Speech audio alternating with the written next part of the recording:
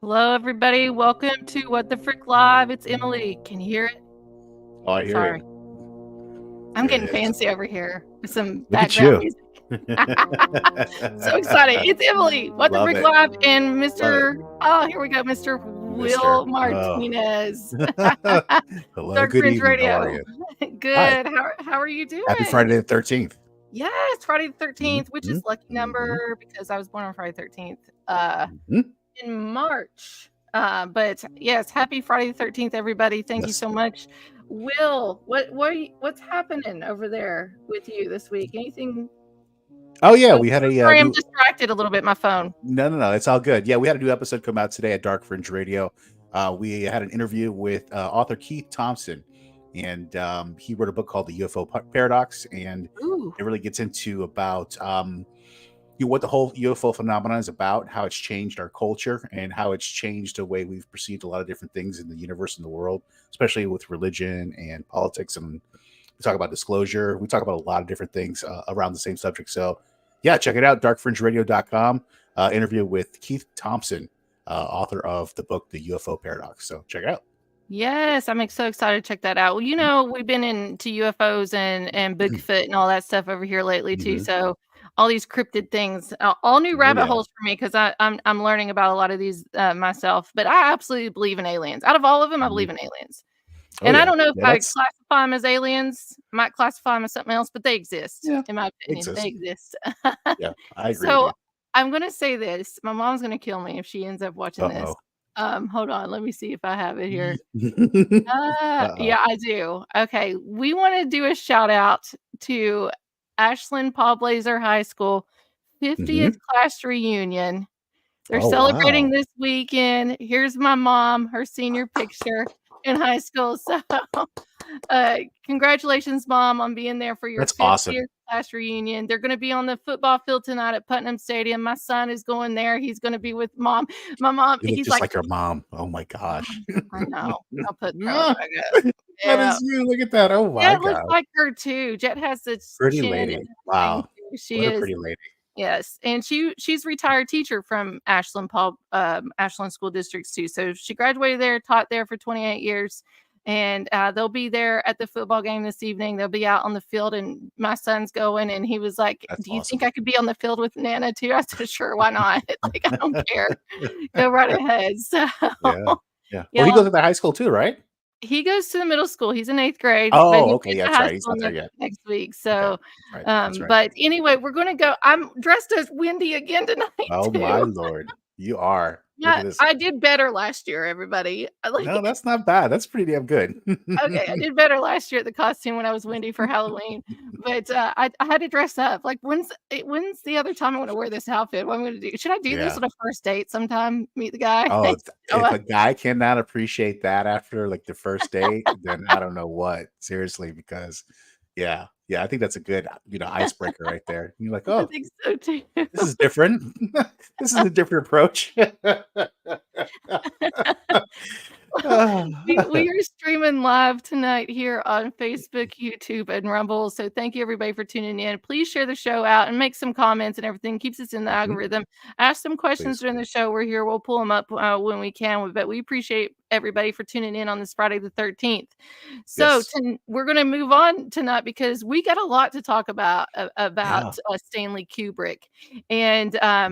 so welcome to What the Frick Live this evening. We are going to dive into the secrets of Stanley Kubrick's The Shining. It's a classic horror movie. It has all kinds of cryptid messages in it, a lot of symbolism. But who's joining us tonight is going to be Kevin Watson, and we're gonna pull him up here. We're gonna play the trailer of The Shining from 1980.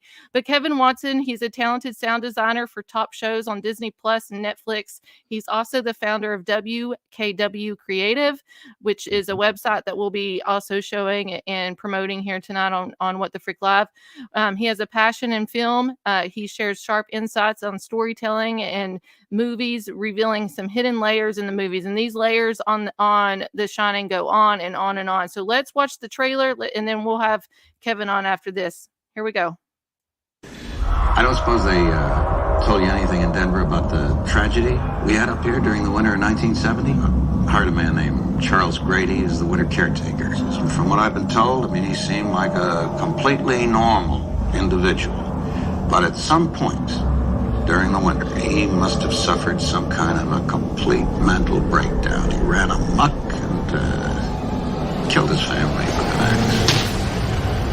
Well, you can rest assured, Mr. Ullman, that's not going to happen with me. That's right. Mom, do you really want to go and live in that hotel for the winter? Sure I do. It'll be lots of fun. The only thing that can get a bit trying up here during the winter is the tremendous sense of isolation. Is there something bad here? I fear you will have to deal with this matter in the harshest possible way. I do that I killed you with Danny. You did this to me. Didn't you? I'm not gonna hurt you. I'm just gonna bash your brains.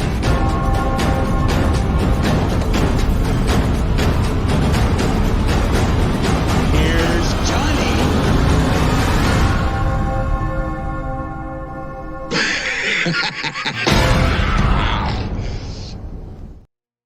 Here's Johnny. What a trailer. Is that the one that came out like promoting the film? Yes, the original. 1980, and then they redid it where they did a release on it for May the 23rd of several years back. Oh, here comes the music again. I'm sorry. Here, creeping around. Well, we have Kevin here now. Yes, we have Kevin. I'm sorry. I was listening to the music too. I have a lot of things going on over here. But yeah, that is the trailer that came out. And the infamous "Here's Johnny" like has been repeated over and over in all kinds of other. It's everywhere. It's in the zeitgeist. It's even in The Simpsons, in it. Here's Johnny in The Simpsons. Oh, it's everywhere. Everything. Everywhere. Well, thank you, Kevin, for being part of What the Frick Live. We appreciate you. And we found out this is Kevin's first time on a podcast. So if anybody's listening to this, has a podcast, reach out to Kevin Watson. On TikTok, I have his TikTok information, and his website will be pushing through the show here as we go. But thank you, everybody, for tuning in. Share this out. And Kevin, I'm so glad I found you on TikTok. Yeah. Yeah. You're one of the, if you look up The Shining Decoded, that's what I put in. Yep. You're like one of the first videos that pops up on TikTok. Yeah. Did you know that? It was a Shining video? Uh-huh. Oh. Yep. Yeah. I've noticed that more 2001 are the ones that go like popular. And Eyes Wide Shut. People love Eyes Wide Shut because it's very, very much like conspiratorial, right? Oh, yeah. I mean, all of Kubrick's films are, but like Eyes Wide Shut is one that like people like the elites, right? So people love just talking about that because it's, you know, it's kind of more real than the other two. You know, 2001 and The Shining there's a lot of conspiracy behind them, but Eyes Wide Shut is something that people can like really feel in today's world, and so I find it's not so far fetched. Yeah, really. Like it's not. It's it's the truth. Yeah. You think it's these movies, or do you think it's just the man behind the movie, Stanley Kubrick? Because are people drawn to these? Because he also has Clockwork Orange that a lot of us, watch and decode, and he kind of mixes The Shining in with Clockwork Orange, especially with the music and everything. He almost uses the same in the theme of going into Clockwork Orange. do you think I mean, we're fascinated with the movies, but should we just be more fascinated with the man behind it? Yeah, absolutely. He is a genius. Like just Mhm. straight up, he's a genius. Yeah. I watched a documentary about him. It's called Stanley Kubrick's Boxes. I don't know if you guys have Oh, watched that have before, but not. like Mhm. it basically takes you through after he passed away. They go through all of the boxes that he Oh, left in his estate, and like Mhm. there's warehouses filled with just these boxes, like just organizing absolutely everything in his life, and it is insanity, like how organized the guy was.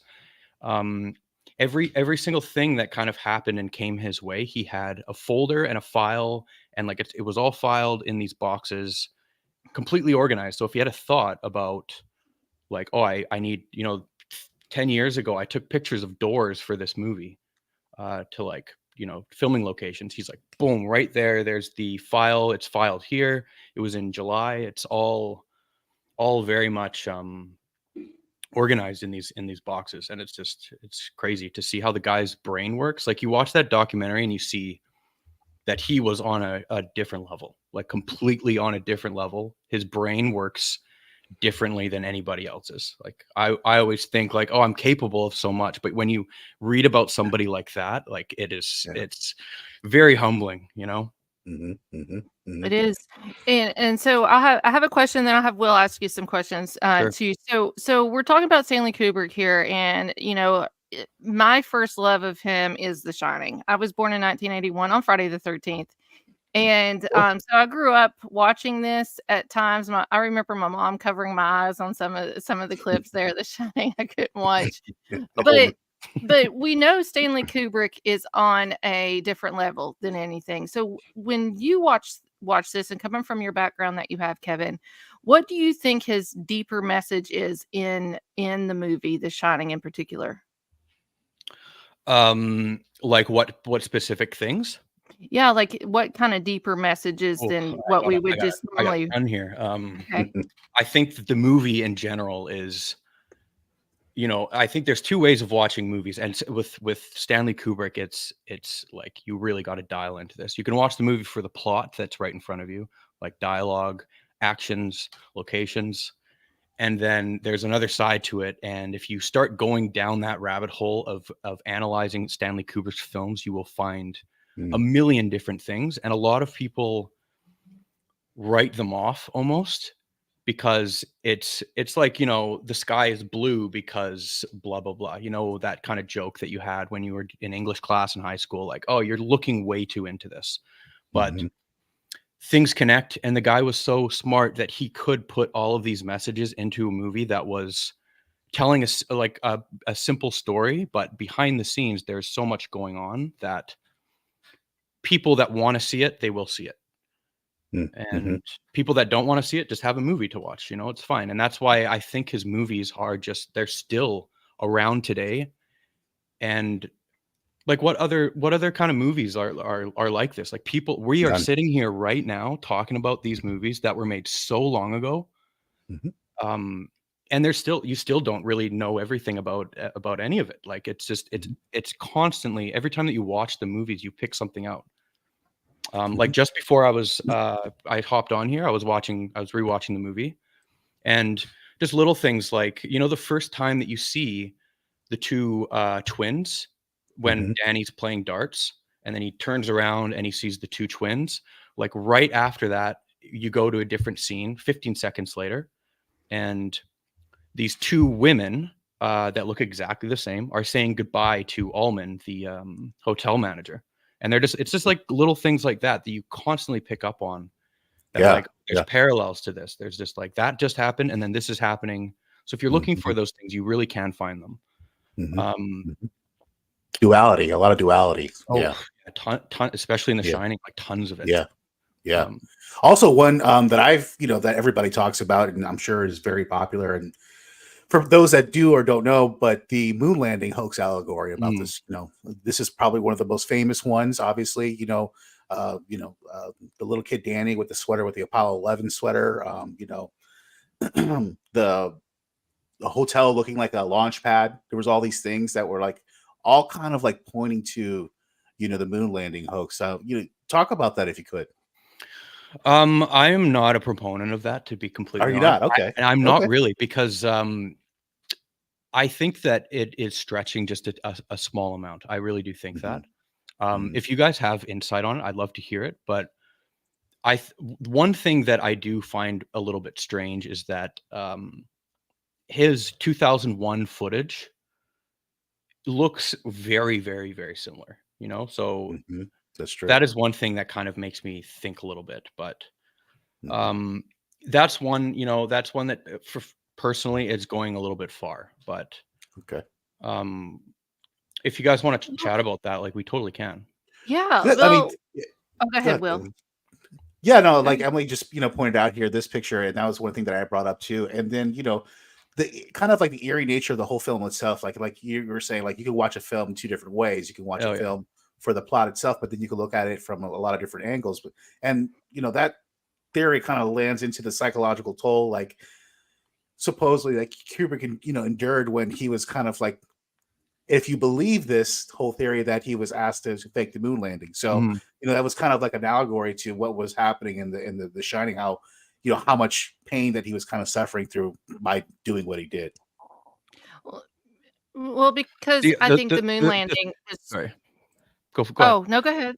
No, Kevin, you go ahead. You're the guest. See, when I say stuff like this, I always, you're never certain about anything, right? So there's so many things in this world that you cannot believe everything that you're told, ever. You have to be skeptical about absolutely everything.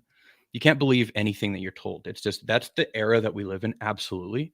So when I say that I'm not a proponent, I'm not for or against. I haven't seen anything that's convinced me enough personally, but so speaking in certainty with that, I can't at all. So I am not on either side of it really, but this is one that maybe I just haven't looked into it enough, but maybe that's what Stanley Kubrick wants to do. Yeah. Though, right? Throw you off. Like Throw you if off. I was a genius like that, like, let's just do 1 or 2 things in here, and then we're going to be having people talk about this for 30, 40 years. Yeah.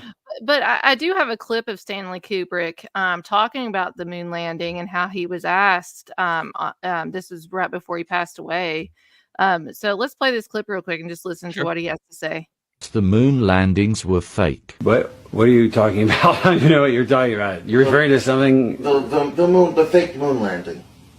What? I was contacted by NASA. Okay, when, where, why? I mean, what happened? Before I started making 2001, so in the mid-'60s sometime, and they were planning this fake moon landing. They wanted... But why did they have to fake it? Why? Because it is impossible to get to the moon. Finally, he said that we can't tell people the truth, that we can't get to the moon. If you think of our space program and how many trips we have made since the alleged moon landing, right? They stopped in 1972. What sense does that even make? That if we went there, 3 or 4 times between 69 and 72, and haven't gone since, nor has anyone else, not even the Russians. It's a little bit of a stretch of the imagination. Moon landings were fake. Okay. Like, what do you think about that when he says that? Like, I believe him. Like, it makes a lot of sense. It seems like we'd be at the moon all the time. Was that him? Yeah, it was him. Okay. Yeah. I don't know. I don't know what to think. It's weird. Maybe he says something. I've always been, it is like space is a thing that, I was talking about this like a couple weeks ago with my brother. Like, you cannot believe that when we study all this stuff, it's just, these are the facts and this is exactly what's going on. This is how people take information like this all the time. This is real. This is the truth. Accept it. If you say anything against it, you're a conspiracy theorist. But just being skeptical of stuff like that, like, even if you just mention that you don't know, I don't know, I really don't know, you're labeled as something, right? Like, you really are. It's a quick label that people give out. But I think that a huge flaw that we have right now just in the world is that we blindly accept the information that we're given without a second thought. Like, analysis is so important. and it's something that we don't do. And you know what? I analyze shit all the time, and a lot of the times that I'm wrong, right?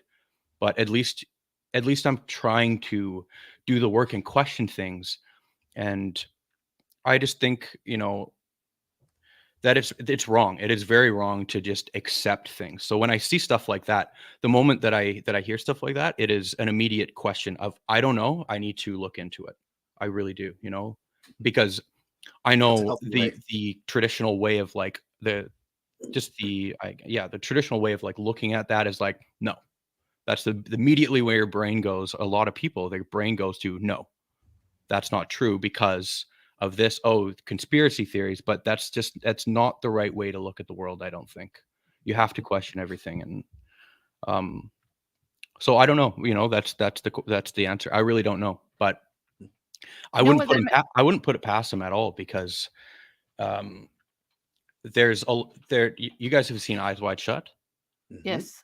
Yeah. So there's a film called Lolita. I don't know if you guys have ever seen that. Lolita Express. Jeffrey Epstein. Yeah. Sorry. Yeah. Absolutely. That's where he got it from, right? It was that movie, wasn't it? I thought it was. It was I'm not sure, but it's completely tied into that. Like, that term is used for that that's been used for a long time. I don't think it has to do with them. Yeah. Okay, gotcha.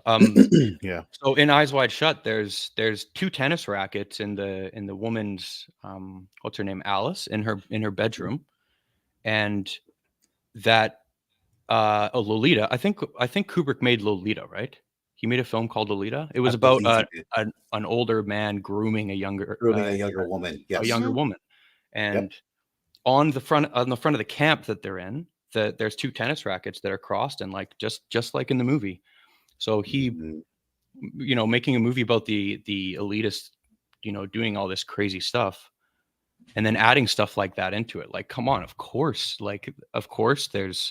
there's reasons behind it, because everything that he puts into the shot, there's no accidents. Every single thing that happens, he puts there for a reason. Absolutely. On purpose. Purpose. He was so meticulous with that stuff. So sorry to take it away from the moon landing from you guys, but just I would not be surprised, Yeah. How about another theory? And Hugh, I'm not sure if you're familiar or aware of this, but Stanley Kubrick had a fascination with Greek mythology. Mm-hmm. And there's a story, it's called the Minotaur and the Labyrinth. And it's an old Greek tale. And it's about this Minotaur going around this labyrinth, trying to find his way out of it. And Danny's like, represents Theseus, and he's trying to escape the monster. Have you heard about this theory? No.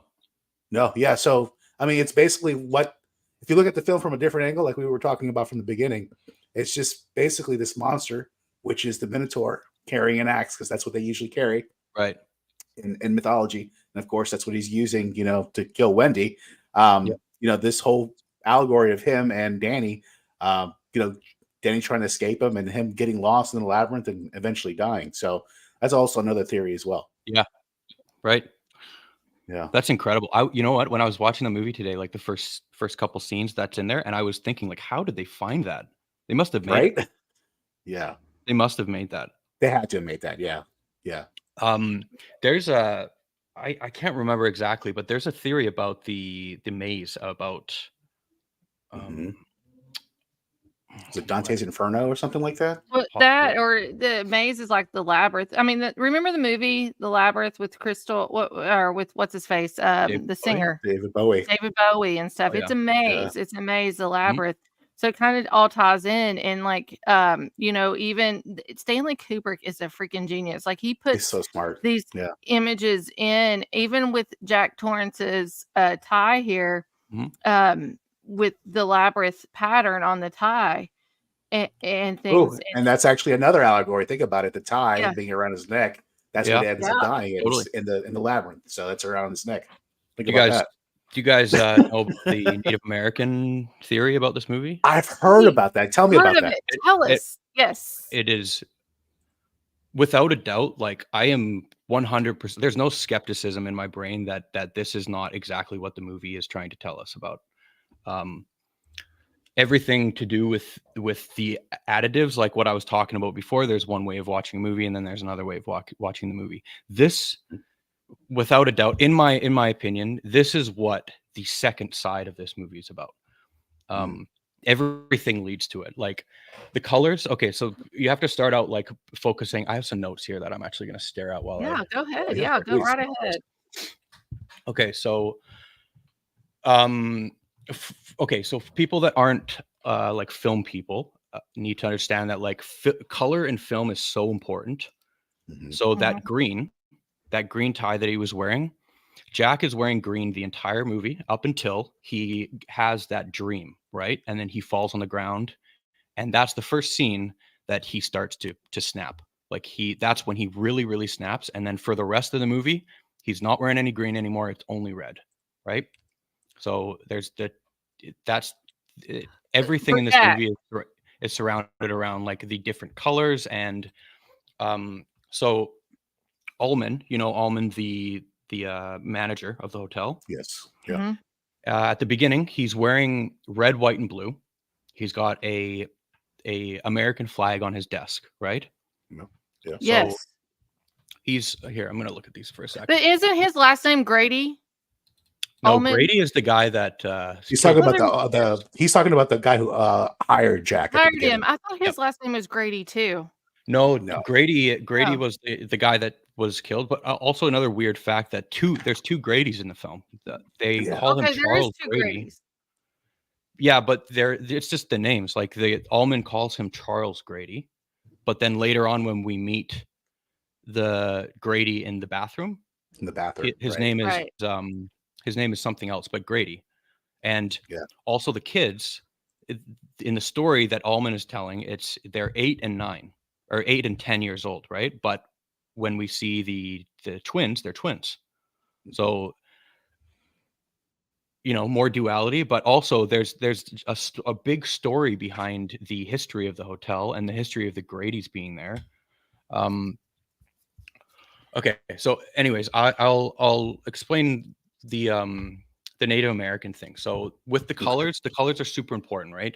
And so Ullman is wearing American colors, and he's got the American flag on his desk, and that doesn't seem like much until he goes on to talk about the Native American burial ground that the hotel is built on, right? And he even mentions that as it was being built, they had to fight off a lot of the Native American attacks that were happening there. So throughout the hotel as well, there's a bunch of Native art. There's that big piece in the main hall when Jack is throwing the tennis ball against it. And there's tons everywhere. And so on top of that, in the pantry, there's cans of food with Native Americans wearing headdresses with a red label.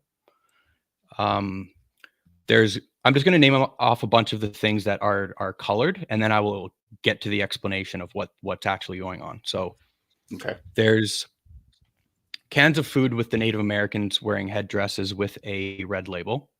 And Jack is in the gold room at the bar drinking. He mentions white man's burden, talking about the bourbon that he's drinking, which doesn't actually make sense because the white man's burden means the phrase comes from the burden of the Americans dealing with the Native Americans. Like the colonizers came in, and the white man's burden, the saying means it was a burden to have to take care of the Native Americans while trying to build this new land here. So there's the gold room where Jack enters to see a ton of like rich old white people, right, having a dinner party. And in that same pantry as before, there were boxes right next to the Native American cans labeled Golden Ray. So there's red Native American stuff, a lot of gold stuff, and red, white, and blue stuff, right? So Ullman is the owner. He's wearing American colors. His suit is red, white, and blue. Gold room is filled with rich white people, colonizers, and the Native American stuff is all red. Also, the story that was told about them, that it's built on top of the grounds. Plus, in the score, in the music, there's a Native American war cry, right? So why, like, you have to ask, why is this relevant, right?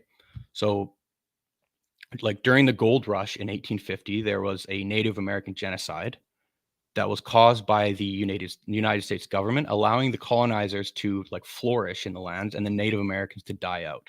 So the ghost haunting the hotel is like, it's clearly stated that it's due to the Native American burial ground. And I think that's what the ghost is. And Go yeah, ahead, so keep talking. I'm sorry, I'm just pulling up the elevator scene here with all the red background, and then the blood comes out because I think that's part of the Indian yeah, I think this is where Native Americans. the score is being played as well. Is it? But hold on, you want me to play the sound? If you could, it would be nice to hear it. Wow. It is. No, sorry, maybe I'm mistaken. It's very clear. Like you can hear like a Native American cry. Like I think I hear it here though. No, it's not it. It's No, not. that's not it. Okay, let me find it. I'll find it. Okay, keep talking. I'm sorry. I just wanted to play that. And so yeah, so my theory is definitely that the underlying message is the genocide, and I think that it's completely tied into what's happening with Jack and his family because okay, so like the genocide was caused by our great grandparents, right? Like that's 150 years ago. That's nothing in the big scheme of things. Like we look at that time as we want to forget about it. That's not us anymore. You know, that's not us. We could never do that. We're not like that anymore. But like that's wrong. People and societies are inherently like just bad. Like bad shit happens all the time, and I think that we forget that we are capable of so much evil. And I think that is the big picture. So the Native American thing is the big picture, and it speaks to Jack and his family because Jack. So the difference between the book and the movie is that Jack was never a bad man to begin with in the book, but Kubrick made a change for the movie to make him always a bad person. So that to me, that is saying that we are all capable of really heinous things. We just need the right situation to bring it out in us. So they mentioned the Donner Party, right? The Donner Party, the cannibalisms that live up in the mountains when they're driving up there. Same situation. You're tested. You're pushed into this place where you have to be an animal, you know? And so I don't know. I think that it just speaks to that Jack is very similar to the colonizers in the past, you know, like it's something is within us that we are still animals. And we have to be careful because we are all capable of you know pretty crazy stuff. Just as a society. You think that that family too up in the mountains is also kind of a reference to Jeffrey Dahmer? Donner. Didn't you say Donner? Yeah, but Donner, no, it's a Donner. It was Donner? a true story. It's a true story. Donner. Oh, it is Yeah, a true story. Donner is okay. Yeah. I don't know about that, so I'm going to look this up. The Donner. They had to end up eating you. They went up to the mountains, and I guess they got trapped up there, and they had to resort to cannibalism. So they had to like eat each other. Yeah, well, Jeffrey Dahmer ate people too. So I was this whole time I thought it was Jeffrey Dahmer, but maybe we are seeing different levels here, like how people can review one thing to another. Because I never heard this story. I'm going to look this up after the show tonight. So thank you. But I think that there's a lot of stuff in this movie that point towards like the fact that humans are inherently evil. We do very bad things all the time. We always have, and little nuances in Jack's attitude towards things, like you know when frustration comes when Wendy walks in and she's so happy and she says, "Hey, how's it going? I'm gonna like make you a sandwich later. I'll come back in with sandwiches," and he freaks out, right? That's when he's like, "You're distracting me," and he's starting to snap. And everybody has had those situations, right? Like everybody has had things when you're focused on something and you get distracted by something. It's frustrating. So I think that it's such a deep understanding of like human beings that he's trying to portray that. Yeah. And sorry, don't pay attention to this. I'm just playing no. it as we go. But Right when I see it, I want to just watch it. But, you know, this was after she went in and checked on him and everything, and then she came back and this was also during the time where wasn't Danny at 237? Was it, or I don't know. That's another theory about the numbers, the whole number theory. 42, which we understood 42 associated with the Wizard of Oz. It's a kind of like death number. So 42, that's all through this film, 42. On his shirt, Danny's shirt, isn't that 42? There's all kinds of 42 references in this. Also, I think it's 42 on his shirt. The room number 237, you times them together, it's equals 42. 42. They said that 237 was the distance from the Earth to the moon as well. Oh wow! What, like 237? 37 light years, yeah. Let me look up and see if we got a video miles or whatever the hell about 42. Probably 237,000 kilometers. Maybe, yeah.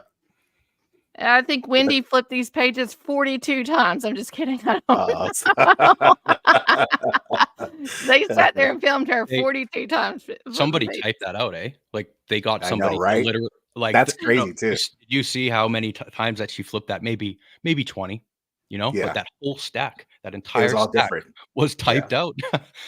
Kubrick was just, you know. Well, and there's conspiracy. Guy. There's conspiracy against also with the typewriter itself. It's Germany, and it 42 was World War II and everything. So it's kind of tying in the Nazis and that war and everything as well is what they've said too. Yeah. As well. How about the theory itself about the hotel itself being a sentient being, like its own, its own consciousness. Yeah, I for sure. Like what I think about who is Tony. Right. Like who is Tony, and is it Tony, it the hotel talking to Danny? Because how does he know about 237? Right. You know. I thought maybe it was him in the future talking to himself. I think that's a common theory, but I think actually that's what Dr. Sleep went over. Sleep, yeah. Right? Covered a lot of holes. Yeah. Oh, you have not seen that movie? I have, but I watched when it first came out, right? So yeah. That movie's wow. You know, 2012 or something like that. 2015. Yeah. That's a good one, but that is a great movie, but it's, you know, it doesn't hold a torch to, no, not at all, because that's something that's missing in movies these days, is like this kind of discourse towards this movie. Like we can just sit here for hours and talk about little weird nuanced things that happen that you notice, and you know, that much detail and attention, you don't have time for that stuff anymore when you're making a movie. You just don't. Like nobody, you're looking for the studio. Yeah. Studio's breathing down your neck, get things done. Geez, big time. You know more than anybody, right? About that, you know? Yeah. I work post-production, so I do all the sound stuff. So any crazy decisions like that, I'm not involved with, unless it's sound related, which sound is always the last part. So you finish sound and then you shoot the movie off and it's done. But all of the production stuff, it sounds like a nightmare. Pre-production and production. Because of that, they don't give you the luxury that like Stanley Kubrick had, because people probably just gave him money and were like, you can take 5 years to do this. I don't care. Like do your thing, man, you know? Right. Because he had to. He had to give him that luxury just to let him do that. And like, who has that now? Nobody. Well, I have a clip about 42. It's one of the first videos that popped up on TikTok, and he's just in this video. He's explaining that he just learned about this today. I do believe he says 3 times in the movie. I do think it shows up more than this, but let's watch this TikTok of The Shining 42. You guys know that in Stanley Kubrick's The Shining, the number 42 appears 3 different times. I'm just finding this out today thanks to a Reddit post and thought you guys might find it interesting too. So check this out. So to start us off, we have the overhead shot here of the hotel and parking lot. And inside of that parking lot, you want to take a guess on how many cars there are? 42. And here we have the classic scene where Danny's talking in the mirror to Tony, and he has a number on his shirt. Want to take a guess what number? 42. And our final example comes from the scene where Wendy and Danny are watching their television set with legs. Want to take a guess on what they were watching? Summer of 42. You can't make this stuff up.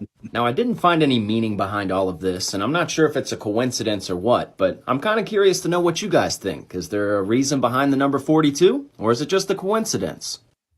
I think there's a reason, especially after our last week's show. We had a guy on that like absolutely deep dived the Wizard of Oz and the number 42 and how it's all connected.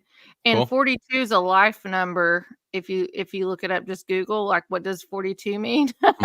Just basic, and it's a life number. It's between life or death. So I think it's interesting, and then also it's tied to war and all these other things as well. I think Stanley Kubrick uses numbers for a reason.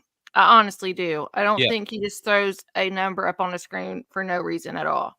No. Everything that you see or hear, people will play it off like it's nothing. Like you hear something, but like every single frame, every sentence that's spoken, every word, it's calculated for sure. So if there's something on screen, there has to be a reason for it, like every single time. Well, and just real quick, the Overlook Hotel. This is just in my notes I'm looking at here. The Overlook Hotel. Like, are we overlooking something? What are we overlooking? Just the name of the hotel. Yeah. Like, what's he putting into this? Because there's no Overlook Hotel that physically exists right now. And they use 3 hotels in this movie. And so it just makes me think, what are we overlooking? What's these hidden agendas? Like even just the name of the hotel. Stanley Kubrick's I think he's the best filmmaker that's ever existed, in my opinion. Absolutely. He's one of my favorite human beings that's ever lived. Like straight, there's not a lot of, I'm not one to be into celebrities and stuff, but this guy's brain is incredible. So during the movie, do you remember like at the very beginning when they're in Allman's office, they're doing the interview and there's that big window in the back? Yes. Okay. And there's a big light window in the back of the room. So you would think that there is a window or sorry, there's the outdoors right there. That's a window. On the other side of that should be the outdoors, right? But later on when Wendy is walking through the hotel, she walks past and she goes right, or she turns left and there's a hallway. So like the amount of preparation that had to go in to make that actually happen. It's not like, oh, they just decided to shoot in a different area. Like, no, it's the same location. This is the room. So they had to do something to the set to make sure. Yeah. And I think that tons of things like this are spread around Stanley Kubrick's films just to, like it goes into the labyrinth. It's the labyrinth theory. Yeah, but definitely. But just on a filmmaking perspective, to like create an uncomfortable environment that you don't really know why it's uncomfortable. Do you know what I mean? Like it's completely playing with your subconscious mind to trick you into thinking like you see a hallway and you're like, oh, why do I feel weird here? Why is something not right? Something's not right here. Or I feel like I've been here before is what I feel like. Yep. I've been here before, but why is this not hooking up with me? Like, what's going on here? Yeah, like you're confused, but you don't really know. It's not like a confusing plot.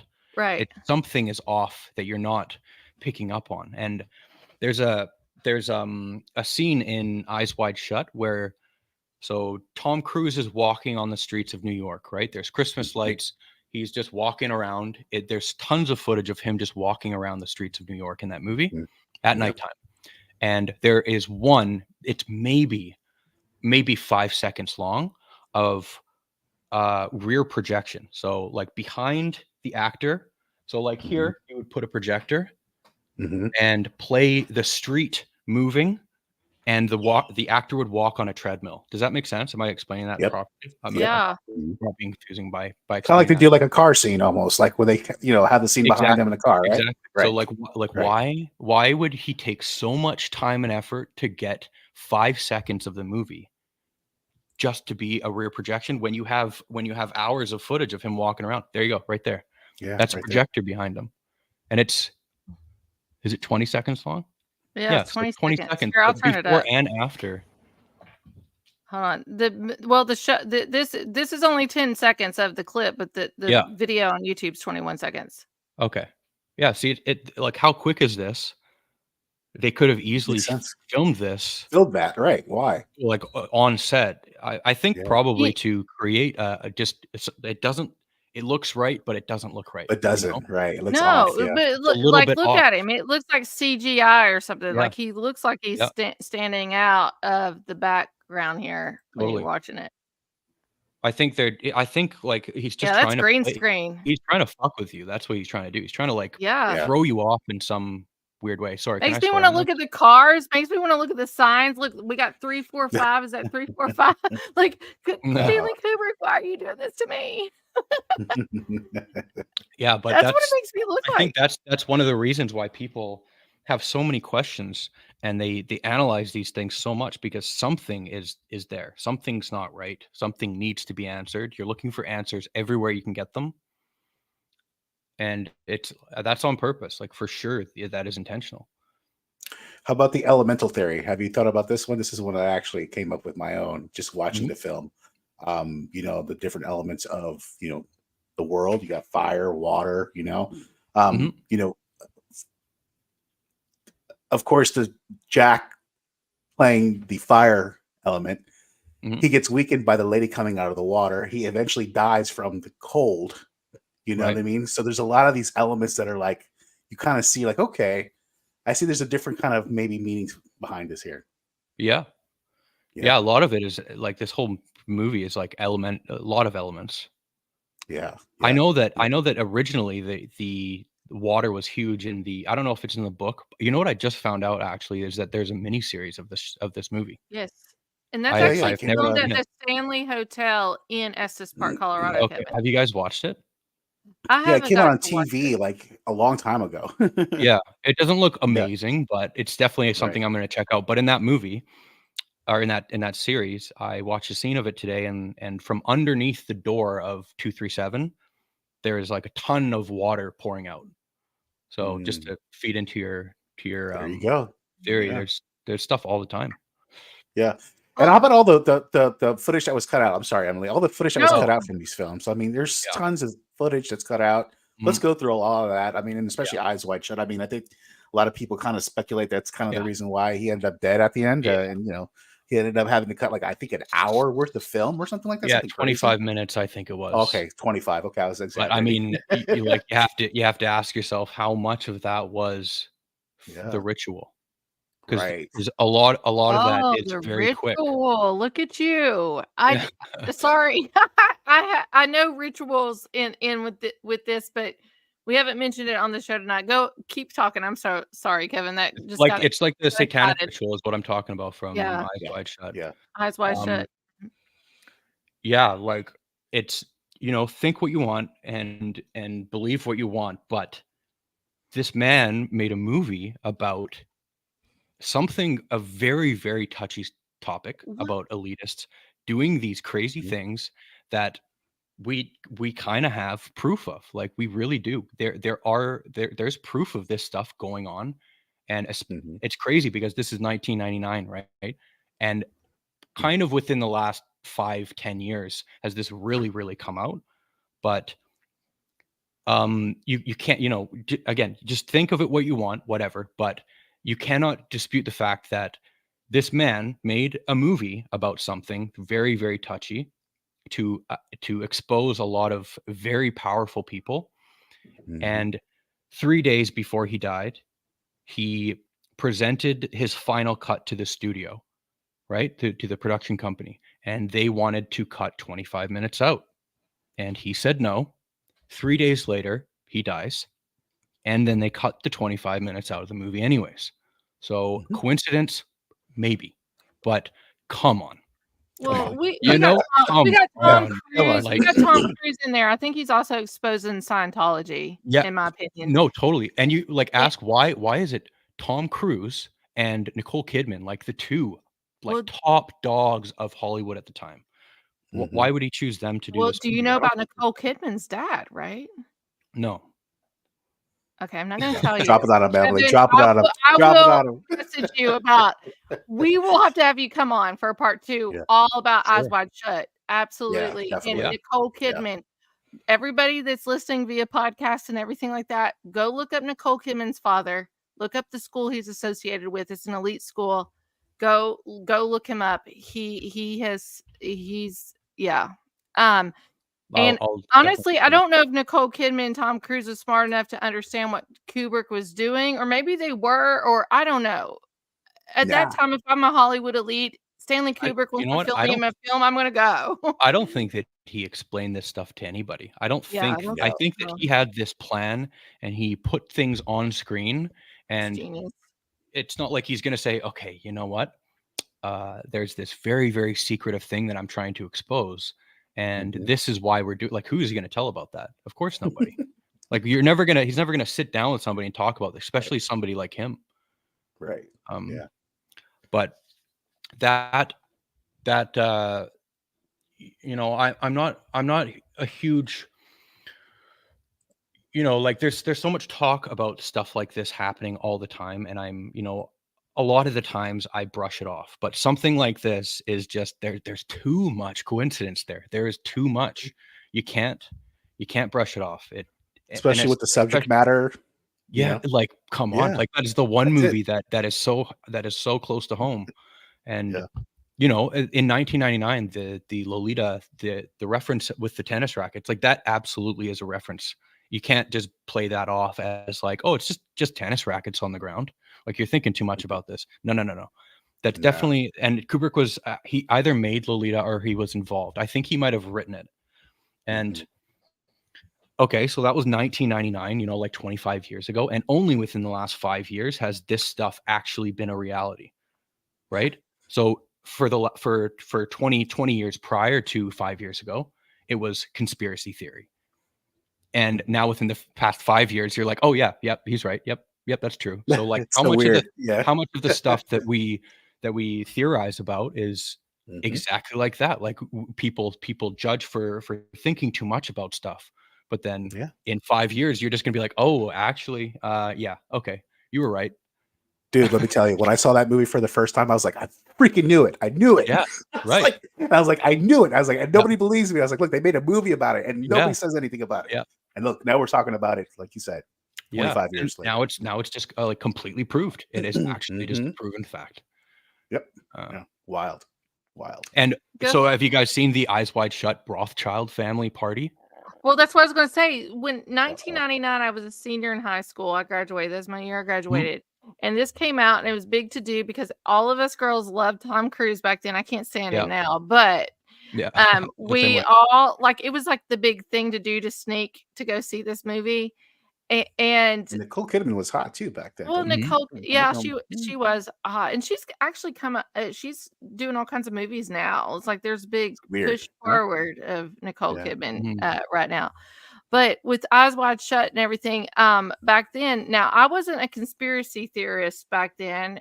People's labeled me that absolutely now, and I'm proud to be one of those. I will always question. I will always question. Good. But you know, when this movie came out, that's what I was thinking of the Rothschilds party in the 70s or whatever. And they wore also those masks, like I thought about Rosemary's Baby movie too. I don't know why. I did when this movie came out. I don't know if it was like some kind of like hidden sex scenes that makes me think that they're spawning Satan out. I don't know, but I thought of Rosemary's Baby as well. Yeah. During this time, but Eyes Wide Shut, Stanley Kubrick. That you know that chant in the music during the, you know how that it's like a backwards Romanian chant of a religious text, and that is satanic. So like if you reverse religious script, it's the same thing Mhm. as like turning the cross upside down, right? So Right. like this, Right. these places, like it's people think that it's not a satanic ritual, but like absolutely it is for sure. Mhm. Well, Mhm. backmasking. That's one of my questions on here. Have you ever played The Shining or any of these films backwards and watched masking, even the audio? No, Mm. I think we should do it. I think we should do it. Let's do it. Let's go live and listen to it all together and see what we There's had. We can have it's a watch not party. backmasking, but do you know the Well, I call it Dark backmasking. Side I of the don't. Moon and Wizard of Oz? I guess the guy last Yeah. week talked about that. Yeah, Yeah. last week we Yeah. talked about Wizard of Oz. Yeah, do you know the Dark Yeah. Side of the Moon? If you like play it at the same Mhm. time, or there's a special time that you play it at, and watch Wizard of Oz, Yeah. it again coincidence. How is this a coincidence? It is. I don't know about this. Yeah, No, yeah, you yeah, play yeah, it, and it yeah, goes right in line with the song. yeah, and like And when it ends exactly right where it ends. when she opens the door and Mhm. um it's I think that's when the color comes on, right, of the film. Right. She opens Yep. the door Yeah. and it's like it's silent. The last song just ended. And then she opens the door and money starts playing, I think. So like the beginning, like it's so awesome. Mhm. So Mhm. who knows? I think that the guy from Pink Floyd said no. But Pink Yeah. Floyd said Yeah. no. yeah, that's what I I've think heard. Roger He Waters didn't said smoke no. enough weed or whatever. He Sorry? didn't smoke enough weed. He didn't Actually, want to Roger be- Waters is actually a big conspiracy theorist, but he said Yes. no for some reason, which is I thought was kind of weird. Yeah. But yeah, He I've should heard that theory have just before. rolled with it and said, "Oh, I know. absolutely, man." Absolutely. Yeah. He should have rolled with it. Absolutely. Yeah. Yep. Yeah. Yeah. Wow, there's a lot of crazy stuff, man, with all these movies. It seems like it's always like a hidden message every time. Every time. Like every time. And then every scene is a hidden message too. Yeah. It's not like it's not the whole movie. It's every scene. Every Mhm. scene. Every scene is deliberate. Every scene has a message. You have to decode it, and good luck. And there's so many different theories that come out of this. I mean, I think we just covered at least 10 on Yep. The Shining alone just tonight. I mean, it's amazing what this guy's been able to do.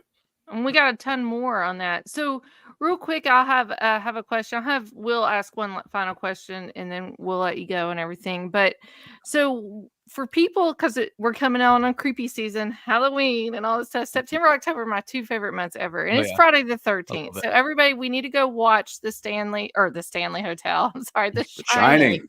The Shining this weekend. Go watch it. If for people that's watching this for the first time, or when you watched it the first time, Kevin, what's the main grasp of this movie that you would tell people to look out for when they watch it for the first time? Well, the first time I watched it, I was like 13 or 14, I think.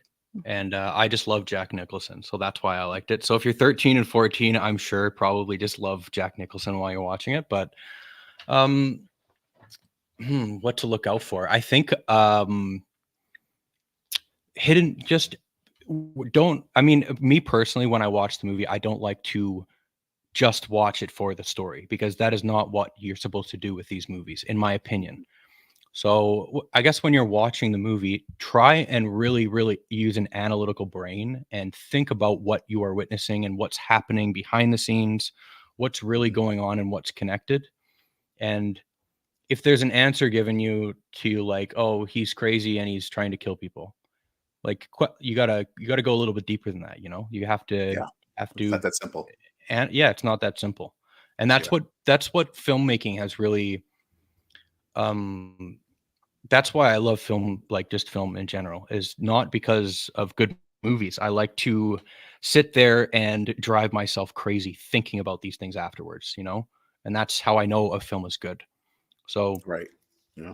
I guess people that are watching it for the first time, enjoy the cinematography, because this is something like a movie like this. It is a snapshot in time, and this will never be recreated like this. Every scene there, like all of the scenes that are showing the Overlook Hotel on the outside are so beautiful like that. Like these things can never be recreated, right? Like, and if you do, it doesn't look the same.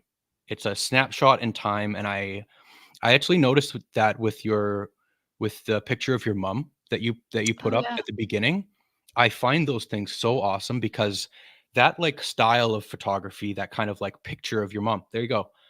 that kind of thing You is get that a again. snapshot. You'll never get something like that again, because before there were no cameras, very quick, and then here we are, right?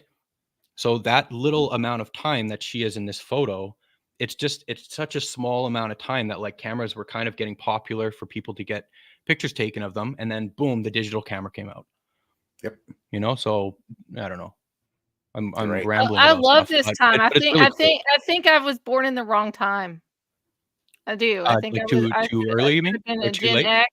I should have been a Gen Xer, or maybe even a baby You boomer. just missed out by a couple years. I know. 81. Yeah, But yeah. you know, I love especially with film. And when Mhm. I go to horror, I think about these. The horror movie I think about though that I was raised in, the number one for me was Monster Squad, which I don't know if you know that movie or not, No. Kevin. That's the number one like horror movie for me because it had all the monsters in it. And then we had Dracula, Interview of the Dracula. Like vampires were super popular too with me growing Yeah. up in the 80s. But something about this time frame in the late 70s, early 80s movies is totally different than anything else, and I love it. I'm a Yes. huge fan. It's And I think that it's kind of the death of like, you know, now it's the same as music. Like now things are commercialized and it's a product. And back then, this movie probably took so long to figure out how to do. Oh yeah. And it was a challenge, and that's why they're so good, because they don't have the luxury of fixing anything later. They have to get everything perfect. Everything needs to be so set up that everything is perfect so that the movie can come out. But now you can fix anything you want. So there's no speaking of perfect, this scene was filmed. I can't even tell you how many times. Like I think it was 70 some times they filmed this one scene of Jack axing the door. Wow. And he was a firefighter before he was an actor. He was a firefighter, so he's Really? used to this. They brought I in think so he said he many. blew out his shoulder when he did this Yeah. that scene over and over. Yeah. He I've actually seen a blew out his video shoulder. actually of him like preparing for this scene. Yeah, Yeah. he's getting himself all hyped up. Just going crazy. I love it. Yeah, Jack Nicholson, man, he's great. Well, talking about film, Kevin, and you know, you being in sound, you know, and this is the last question I have. What is probably your favorite soundtrack of any horror movie that you've ever watched? Oh, you know what? I probably I would say The Shining right now. I really love it. It's always been like in my top score. There's not a ton of music in it, to be honest, but at the very beginning, you know, when the overpan scene, like the movie starts and that's playing, and it's like kind of Sets the the lo-fi tone. quality of it. It completely sets the tone. It's amazing. Yeah. But let me think. This is it. Here it is. Yeah. Number two. How about number two? There we go. Yeah. I love it. There's another piece of this movie. Too. That music is? Yeah, it's used in cool. Clockwork Orange as I well. haven't seen that movie in ages. I got to rewatch that. Number two, horror score. I really like the Sinister soundtrack because it's not music that you're like gonna like to listen to ever, but in fitting into the movie, it's just like high strings, really annoying and like in your face and tension building. And I don't know, that one always stuck out to me because it's just it's quite simple, but very effective. Same with this. Like there's probably like two synthesizers for this score, maybe. Right. If not one. And I think that's a huge one. I was trying to compose music for a long time for film. And then I fell in love with sound, but my original love was music. And in going through things like this, it's the same with like an artist that you like listening to. Like some people overdo it way too much. And I'm always curious as to like, if say this movie comes out right now, what would it sound like? What type of music would somebody write for it? Like something that's not too iconic, I don't think, because they have no limitations anymore. Back then, like the limitations of art, you could only use like certain thing. Right. Yeah, you could only use a certain type of thing, and like the amount of voices that you could use is like the amount of audio channels that you can use is tracks, sorry. Very limited. So now I can literally have a session of 200 tracks. That's crazy, right? And on like my little laptop now, and like back then they had to be very selective, which I think actually helped.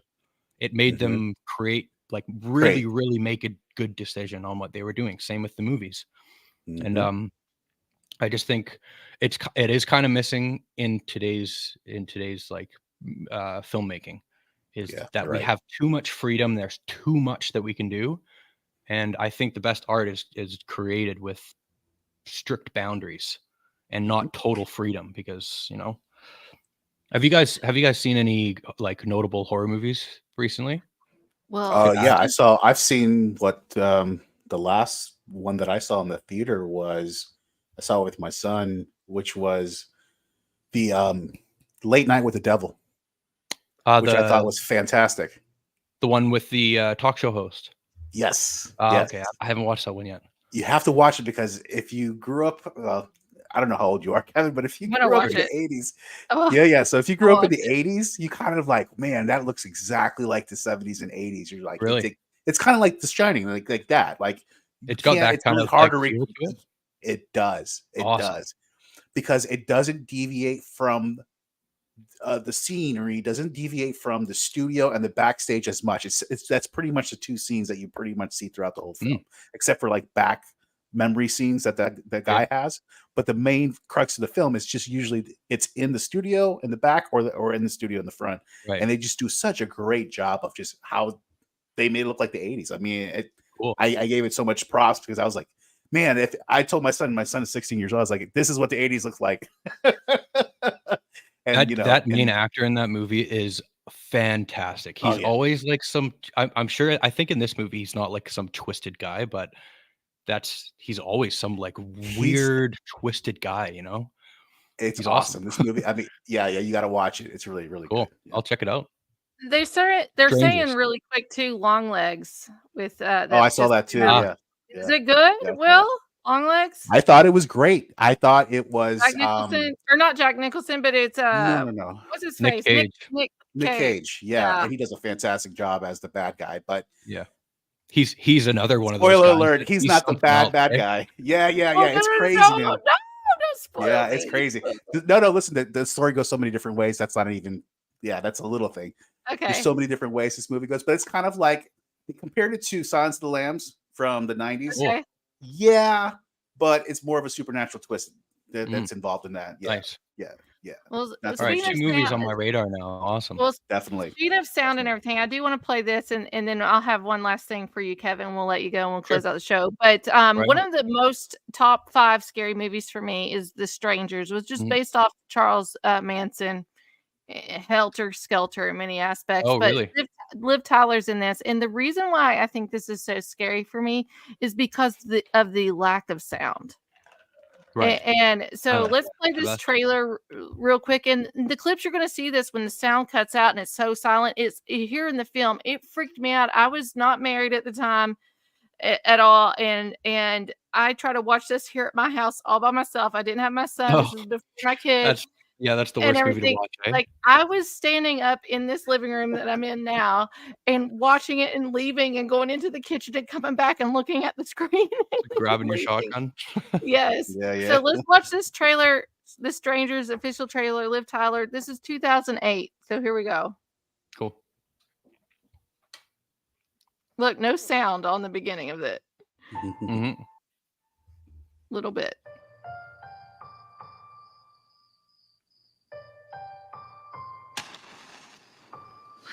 I just want to tell you something. What do you want to tell me? You are my girl.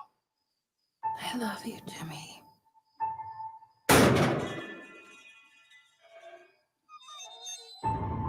What is that? True events is Charles Manson. It's okay, there's nothing here. I haven't heard a dog bark or a car pass. Nothing.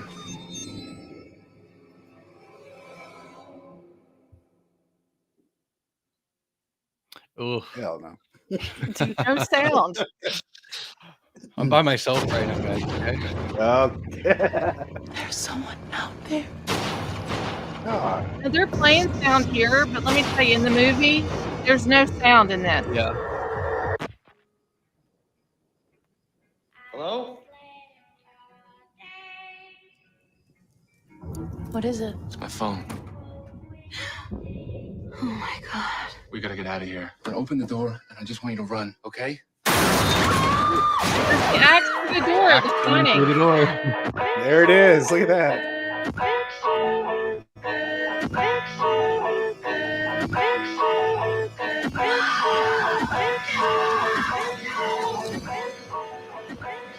Knife. Why are you doing this to us? Because you were home.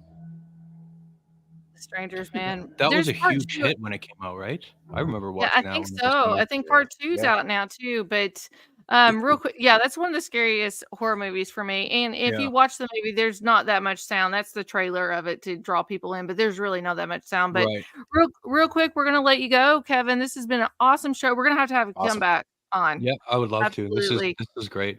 You Yeah. know what? I rarely get to talk about like film and stuff like this, so sorry if I Aw. blabbled about, but No, No, you're please. good. man, I love really it. like Yeah. We No. love it. We I love it I here. have this stuff like just turning in my head all the time, and like now there's an outlet. You guys are my outlet. It's fantastic. Oh, yes. That's awesome. Well, Yeah. Kevin, real quick, for people that's listening via podcast, can you tell people where they can find you, especially on TikTok or your website, real quick? Yeah, my website is wkwcreative.com. If you guys need any like audio, video stuff, you can check out and read what I do. And Awesome. TikTok is Kevin Watson, and I'm not too active on Instagram, so just TikTok would be the main one. My YouTube, actually. You know what? I just posted. I can't believe I'm forgetting this. YouTube? I just posted this morning. Yeah, Stanley Kubrick YouTube video. Oh, yay. Yeah, Okay. Well, nice. I'll definitely So go it's over like there. 20 And minutes I'll, of me just talking about this stuff, and kind of like within the present, like prepping for today. I like, just started watching the movies and stuff and getting obsessed. So I just wrote like this thing down and made a video about it. So if you guys want to go there Nice. and watch it, yeah, we're going to go watch it. Absolutely. Yeah.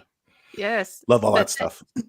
thank you, Kevin, so much for being part Thank you, of Kevin. What the Frick Live. We're going to have you come back on. We're going to talk about Eyes Sure. Wide Shut and all Let's these do it. other films as well. But we Yep. appreciate you. We're going to let you go. Thank you, everybody. TikTok.com at Kevin Watson. Go to his website, www.wkwcreative.com. Kevin, we'll let you go. We'll close out the show, and we'll see you next Right on. time. I'll be in touch. I'll email you. Sure. Sounds good. Thank you very much. Thank guys. you. Thank you, brother. Thank you. Thank you, man. There All we right, go. bro. There we had it, Kevin Watson. Yay. That was a great show. It was a good show. Absolutely. Yeah. Wendy's impressed over here. She's so impressed. Well, you know what it is? It's so there's so much material. You know what I mean? So there's no shortage of material when it comes to this subject matter. So Oh, I makes it a know. good show. It's Stanley Kubrick, in my opinion, he's way better than Steven Spielberg. All of it. I think he's honestly the most genius person in movie history ever. Ever. Yeah. I don't think nobody will ever beat him. No way. No. At all. So anyway, we thank everybody for tuning in tonight. Please share the show out. Please Thank you. give a thumbs up. We love you all. We appreciate you all.